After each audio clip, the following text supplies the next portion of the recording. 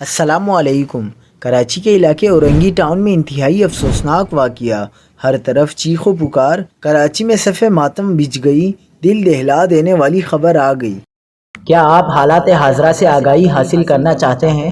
خبر کے پیچھے چھپے اصل حقائق جاننا چاہتے ہیں تو ابھی سبسکرائب کیجئے جلمل پاکستان کو اور ساتھ ہی گھنٹی کے نشان پر کلک کر دیں۔ آپ کو بتاتے چلیں کہ کراچی کے علاقے اورنگی ٹاؤن میں آوارہ کتوں کے حملے میں 14 معصوم بچے زخمی ہو گئے۔ واقعہ اس وقت پیش آیا جب بچے میدان میں کھیل رہے تھے کہ ایک خونخوار کتے نے ان پر حملہ کر دیا۔ اسپتال انتظامیہ کے مطابق زخمی بچوں کو فوری طور پر سندھ گورنمنٹ اسپتال اورنگی ٹاؤن منتقل کیا گیا، جہاں تمام بچوں کو اینٹی ریبیز ویکسین لگا دی گئی ہے۔ پاگل کتے کے حملے میں بچوں کے ماتھے، سر، پیٹ، ہاتھوں اور پاؤں پر زخم آئے ہیں۔